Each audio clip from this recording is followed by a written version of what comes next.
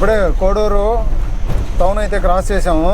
Tollgate దగ్గర అయితే ముందుకు వచ్చి ఇలా వెళ్తున్నాను. ఇప్పుడు టైం వచ్చేసి చూడొచ్చు 3:32 అయితే అయింది. లేట్గా అయితే స్టార్ట్ అయినాము కొద్దిగా. అదే ఏదో శ్రావణ మాసం అలా ఉంది కదా, అవి ఆర్డర్లు తక్కువ వస్తాయని చెప్పి అయితే చిన్న బండి అయితే తీసుకొచ్చాను. పెద్ద బండి ఆర్డర్ లేవని పెద్ద బండి కాకుండా చిన్న బండి అయితే తీసాము. ఇది వచ్చి బడా దోస్తు కాటా దగ్గర అయితే చూపిస్తాను.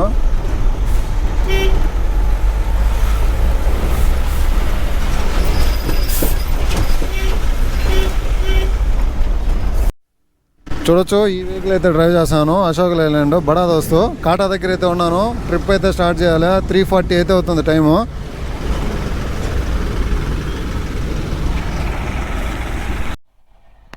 కోడూరు క్రాస్ చేసి ఇక్కడ ఉప్పరపల్లి దగ్గర అయితే వెళ్తున్నాను. చూడొచ్చు ట్రైన్ అయితే రైట్ సైడ్లో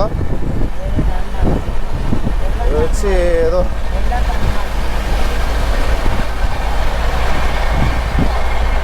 చెన్నై సెంట్రల్ ఎక్స్ప్రెస్ అంట.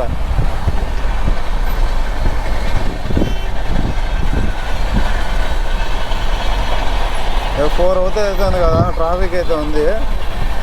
చెన్నై సెంట్రల్ ఎక్స్ప్రెస్తో పాటు మనం కూడా ట్రావెల్ అయితే చేస్తున్నాము. ట్రైన్ అయితే వెళ్ళిపోయింది. ట్రైన్కి నో స్పీడ్ బ్రేకర్స్, నో ఓవర్టేకింగ్స్.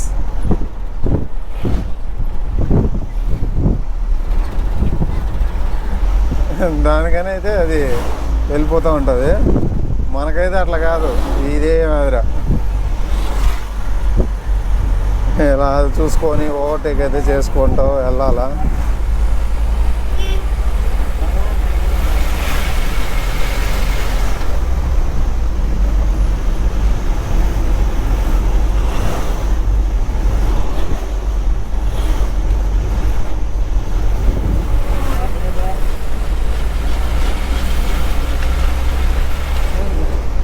చూసారు కదా, ఇలా ఉంటుంది రోడ్ జర్నీ.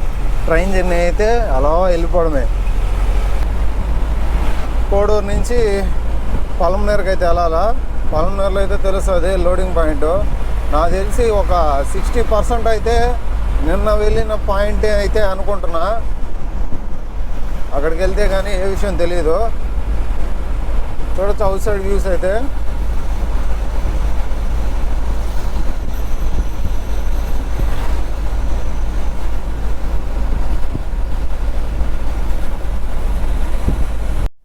ఇక్కడికి వచ్చి ఆపారు చెన్నై సెంట్రల్లో. ఏదో క్రాసింగ్ ఉన్నట్టుంది. ఇదైతే మాముండూరు దగ్గర అయితే ఉంది ట్రైను. అయితే ట్రాఫిక్ అయితే ఎక్కువ ఉంది. ప్లస్ డైవర్షన్ అనేది ఉంది కదా, రేణిగుంట రోడ్డు ట్రాఫిక్ అంతా కరకంపాడు రోడ్డుకి. అందుకోసం అయితే ఇక్కడ వెహికల్స్ అయితే ఫుల్గా ఉన్నాయి ట్రాఫిక్ కరకంపాడులో. మైక్ అయితే వాయిస్ క్లారిటీ ఎలా ఉందో చూడండి, కామెంట్ అయితే చేయండి. ఇది వచ్చి కొత్త మైకు, మనం డైలీ యూజ్ చేసే మైక్ అయితే సైడ్ పెట్టేసాము. ఎందువల్ల అంటే బైక్ హెల్మెట్కి అనేది ఒక మైక్ అనేది కావాలని మైక్ అయితే తీసుకున్నాను. ఓల్డ్ మైక్ అయితే బ్యాటరీ చిన్న అడాప్టర్ అయితే వస్తుంది, అది హెల్మెట్లో అయితే సరిపోలేదు. దాని కారణంగా బ్యాటరీ అడాప్టర్ లేకుండా సింపుల్గా మైక్ అయితే తీసుకుందామని ఈ మైక్ అయితే తీసుకున్నాను. ట్రాఫిక్ అయితే ఫుల్గా ఉంది. చూడొచ్చు ఇక్కడ కిందకి వెళ్ళే వెహికల్స్ అన్నీ అలా కరకంబాడు రోడ్లకి, రేణిగుంట వెహికల్స్ అంతా ఇట్లా మళ్ళీ చేశారు. కరకంబాడులో ఫుల్ ట్రాఫిక్. కార్లు అయితే ఆపోజిట్గా వెళ్ళిపోతున్నారు రాంగ్ రూట్లో. దాని కారణంతో ట్రాఫిక్ అయితే ఫుల్గా ఉంది ఇక్కడ.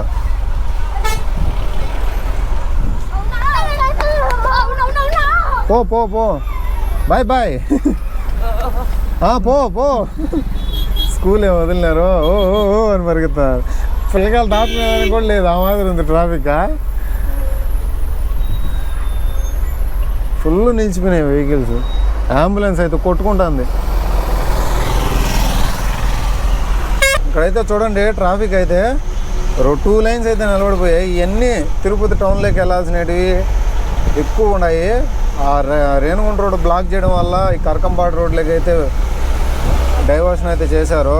మెడ్రాస్ వెహికల్స్, నెల్లూరు వెహికల్స్, ఇలా ఏ రూట్ వెహికల్స్ అయినా కానీ తిరుపతిలోకి ఎంటర్ అవ్వాలంటే, బస్ స్టాండ్కి వెళ్ళాలంటే ఇక్కడి నుంచి అయితే వెళ్ళాలా. దాని కారణంగా ఫుల్గా అయితే ఉంది ట్రాఫిక్ జాము.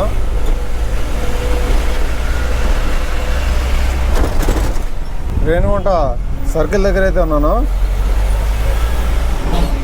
లెఫ్ట్ అయితే తీసుకొని పల్మనేర్కి అయితే వెళ్ళాలి. పల్మనేర్ నుంచి 4 రోడ్స్ అయితే చెప్తున్నారు లోడింగ్. పల్మనేర్ నుంచి నేషనల్ హైవేలో వెళ్ళి అక్కడ పొంగనూరు, మదనపల్లి క్రాస్ అయితే వస్తుంది. బైరెడ్డిపల్లి, పొంగనూరు, మదనపల్లి క్రాసు 4 రోడ్లు అంటారు. అక్కడ దగ్గరలో అయితే లోడింగ్ చెప్పారు. ఇప్పుడు ప్రస్తుతానికైతే ఒక 40 కిలోమీటర్స్ అయితే వచ్చాము. ఇలా ఒక 120 కిలోమీటర్స్ అయితే వెళ్ళాలి అప్రాక్సిమేట్గా. ఏమైనా పెద్ద వెహికల్ తోలితే ఆ ఫీలింగే వేరు. ఇదంతా దరిద్రం ఇటాటి చిన్న బండ్లంతా. అది మెయిన్గా బడా దోస్తు. ఇంత దరిద్రమైన బండి ఏడా ఉండదు. వేస్ట్, బ్రేకింగ్ పవర్ తక్కువ,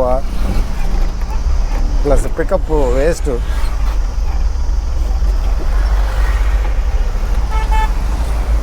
ఎక్కువ రిపేర్లు వస్తున్నాయి.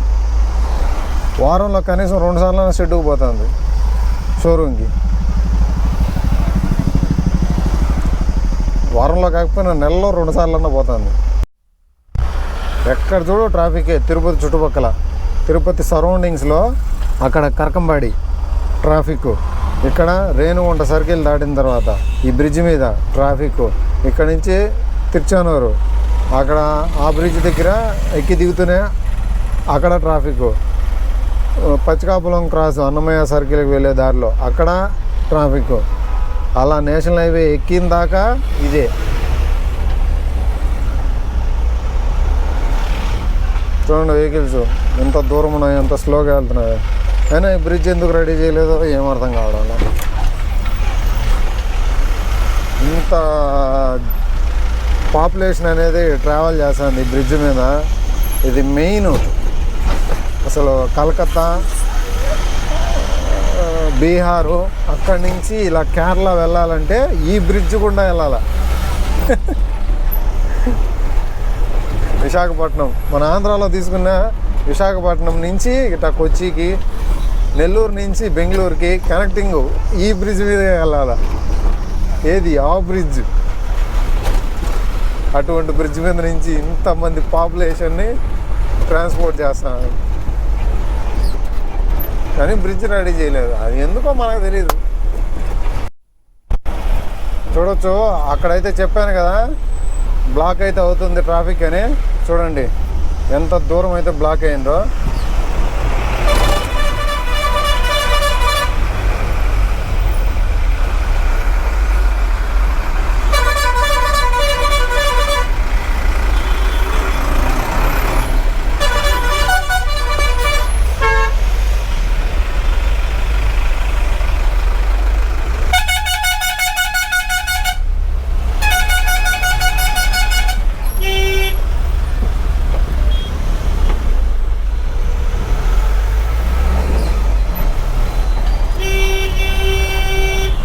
దానికోసం అయితే ఇట్లా ముందుకైతే వచ్చి టర్న్ అయితే తీసుకుంటున్నాను.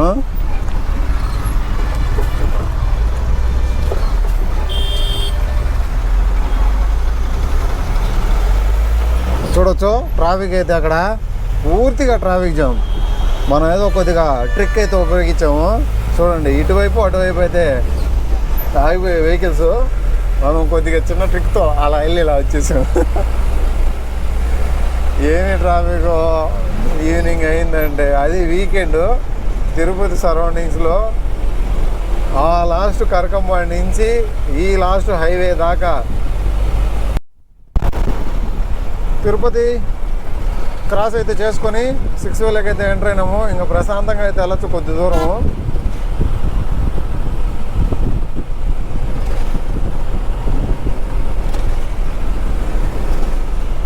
మన వెహికల్ మిడత అయితే వచ్చింది చూడండి.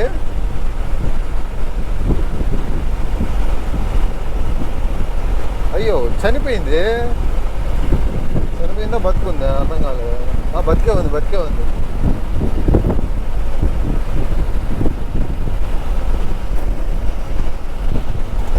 వదిలేసాం పాపం. తిరుపతి ట్రాఫిక్ని అయితే క్రాస్ చేసి ఓవర్కమ్ చేసుకొని ముందుకైతే వచ్చాము. ఇప్పుడు హైవే కూడా ఇక్కడితో అయితే ఇక్కడ నుంచి కన్స్ట్రక్షన్ అనేది జరుగుతుంది టోల్గేట్ దాకా. ఇంకా టోల్గేట్ వరకు అయితే మనము ఈ రోడ్లో అయితే వెళ్ళాలి. మనము సింగిల్ వే, ఆపోజిట్ వాళ్ళకి సింగిల్ వే. ఇది ఈ రోడ్ కూడా అయితే కొద్దిగా ట్రాఫిక్తో అయితే ఉంటుంది. ఎందుకంటే 6 లైన్ ట్రాఫిక్ 2 లైన్స్లో వెళ్ళాలి. ఆటో చూడు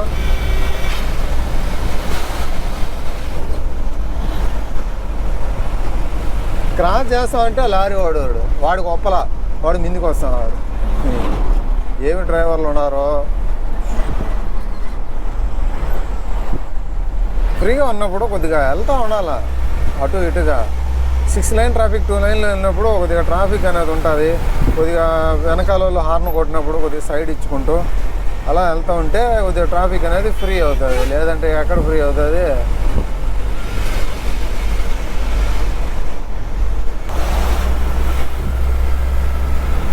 ఇక్కడ ఇలా కానీ క్రాస్ చేయకుండా ఉన్నామంటే మనం అక్కడే ఉంటాం గంటల ప్రకారం.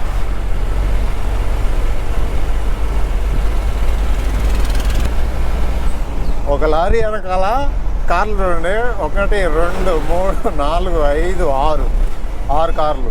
ఈ లారీ వెనకాల బస్సు కార్లు చూడండి. 1 2 3 4 5.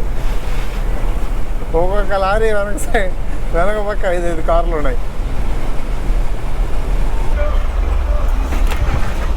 ఇంకా అదంకి టోల్గేటు ఈ జర్నీలో వచ్చి ఫస్ట్ టోల్గేట్. ఇది ఫస్ట్ టోల్గేటు. తర్వాత సెకండ్ టోల్గేట్ అయితే మనకు చిత్తూరు నుంచి పల్నాడు రూట్లో ఉంటుంది. 2 టోల్గేట్ అయితే తగులుతాయి ఈ జర్నీలో. మనకైతే లోడింగ్ అయితే కన్ఫామ్ అయిపోయింది కదా. పల్నాడు దగ్గర, పల్నాడు నుంచి ఒక 20 కిలోమీటర్స్ అయితే వెళ్ళాలా. చూడవచ్చు లొకేషన్ అయితే కొండలు ఈ సైడ్ అంతా. ఇక్కడ కోకోనట్ ట్రీస్. ఇది వచ్చి చిత్తూరు బైపాస్. మనకు లెఫ్ట్లో ఒక 10 కిలోమీటర్స్ వెళ్ళామంటే చిత్తూరు. ఇలా బైపాస్లో అయితే వెళ్తున్నాము.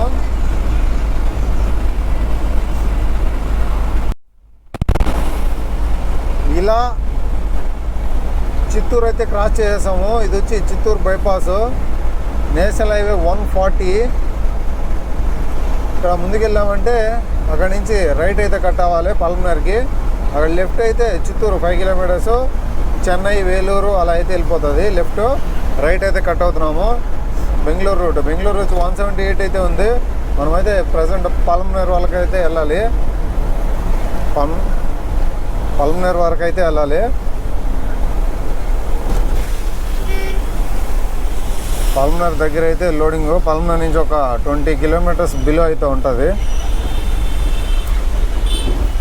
వర్షం అయితే పడుతుంది ఇక్కడ.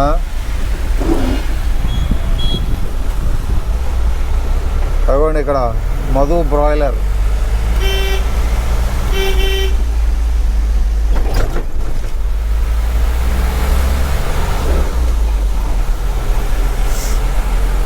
వాళ్ళు కొద్దిగా ముందుగా అయితే వచ్చి వెహికల్ అయితే అక్కడ పార్క్ చేస్తున్నారు. ఏదైనా సూపర్వైజర్ కోసం అయితే వెయిట్ చేస్తున్నారు అనుకుంటా. వాళ్ళకి ఇక్కడ సరౌండింగ్స్లో ఉంటుంది. చిత్తూరు సరౌండింగ్స్లో లోడ్ ఉంటుంది. మనమైతే పల్మనేర్కి వెళ్ళాలి.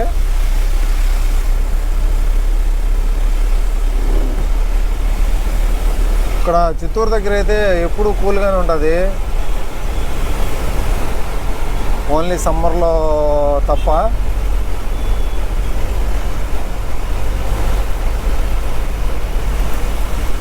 కోడూరులో అయితే కొద్దిగా చెమటలు పడుతున్నాయి వేడికి. ఇక్కడైతే చూడండి చిరుజల్లులు పడుతున్నాయి. కూల్గా ఉంది వాతావరణం.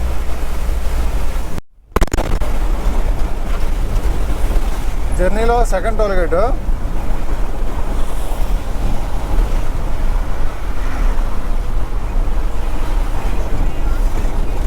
మహాసముద్రం టోల్గేట్.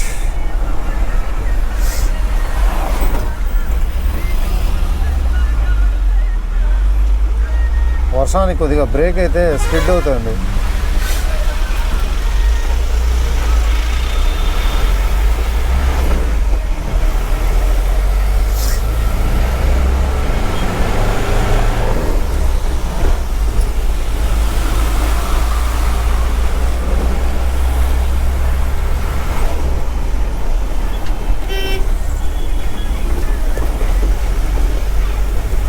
మొగిలి ఘాట్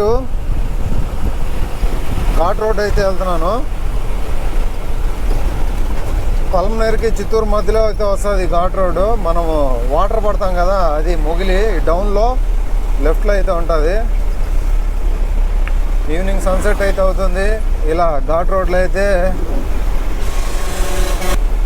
వెహికల్ని ఎక్కించడానికి ట్రై చేస్తాను. ఇదైతే ముక్కుతుంది అని. అదే మన డీసీఎం అంటే ఎవరికో చాలా ఫాస్ట్గా అయితే వెళ్ళిపోయింది. వర్షం అయితే పడే ఆగిపోయింది. ఇక్కడ చినుకులు అయితే పడుతున్నాయి.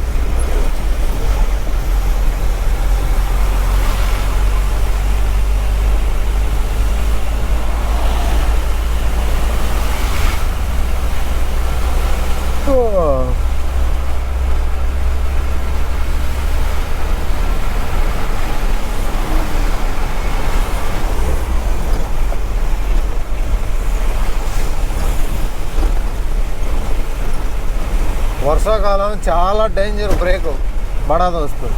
ఇంత డేంజర్ బండి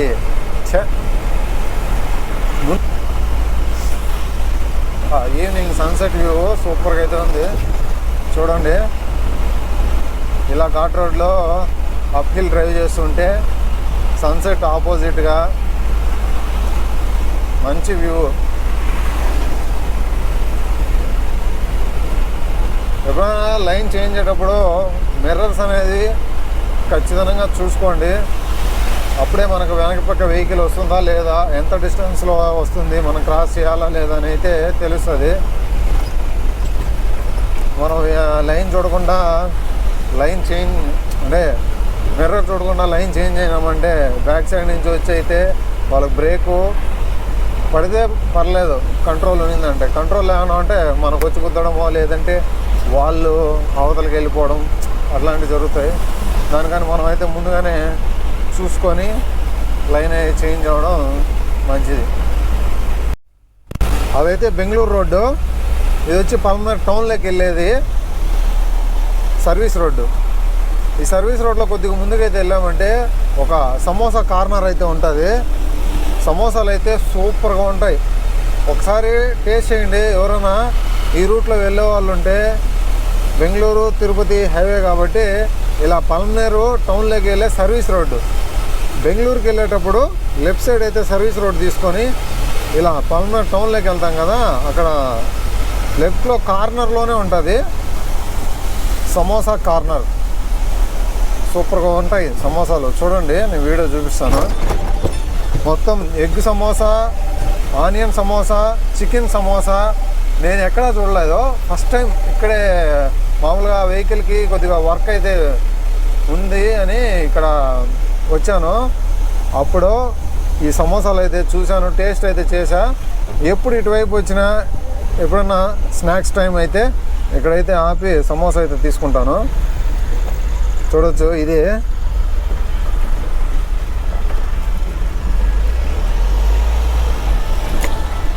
Bismillah snacks corner. Egg samosa అన్నీ అయితే ఉన్నాయి. వెళ్ళి చూసాం.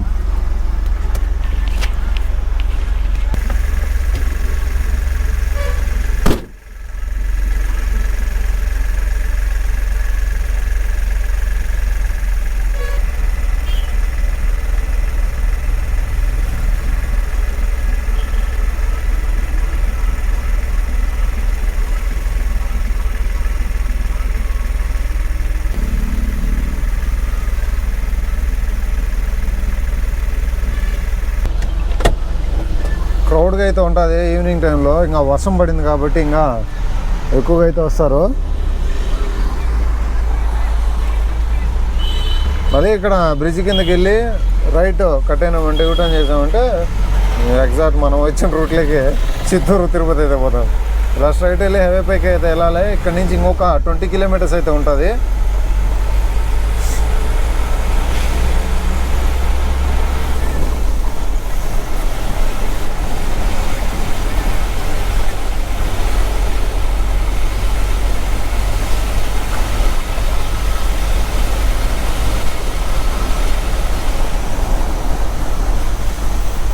బ్యాక్ టు హైవే, మళ్ళీ హైవే మీదకైతే వచ్చేసాం.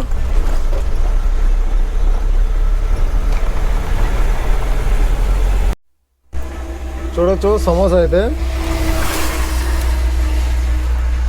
సూపర్గా అయితే ఉంటాయి అక్కడ టేస్ట్. నేను ఒక 2-3 టైమ్స్ తిన్నాను, ఇది 4th టైం అలా అనుకుంటా.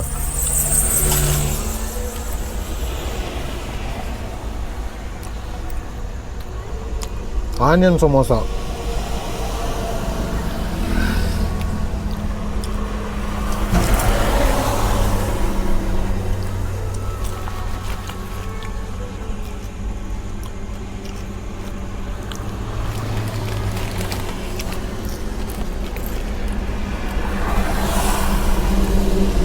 అక్కడ వాళ్ళు వేడివేడిగా అప్పుడప్పుడే వేస్తూ ఉంటారు, అయిపోతూ ఉంటాయి. దానికనే టేస్ట్ అయితే సూపర్గా అయితే ఉంటుంది. నేనైతే ఒక్కసారి అయితే తిన్నాను. దానికని ఇలా ఎప్పుడు వచ్చిన టైం ఉన్నిందంటే అక్కడైతే నిలబెట్టి సమోసా అయితే తీసుకుంటా. టేస్ట్ అయితే తుప్పు.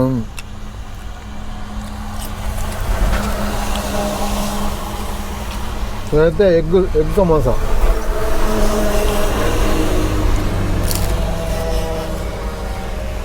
చూడొచ్చు ఎగ్ లోపల.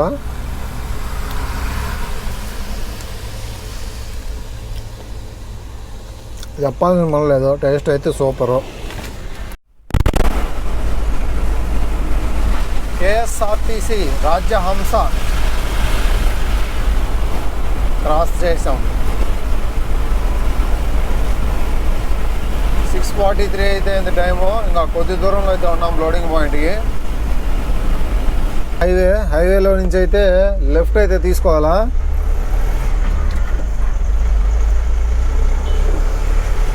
సింగల్ రోడ్డు, లెఫ్ట్ కొద్దిగా వెళ్ళామంటే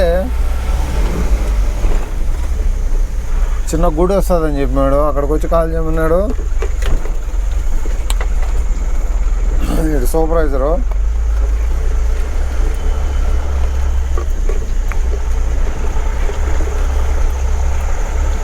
హైవేలో నుంచి అయితే లెఫ్ట్ తీసుకొని ఇలా గుంతల రోడ్లు అయితే ముందుకు వెళ్తున్నాను. ఏంది ఇది గుంతలు, బండి వచ్చేది బయటికి పెద్ద పెద్ద ఏనే అబ్బా, ఎంటీ బండి మాదిరి ఊగుతుంది.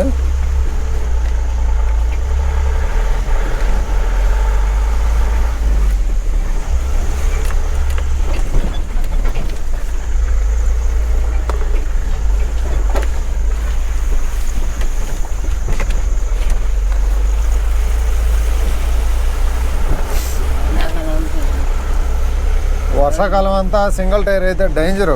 ఈ సింగిల్ టైరు ఈ హైట్ ఎక్కువ ఉంటుంది కాబట్టి బాట్స్ వెహికల్ కొద్దిగా ఎక్కువ అయితే వాళ్తూ ఉంటుంది.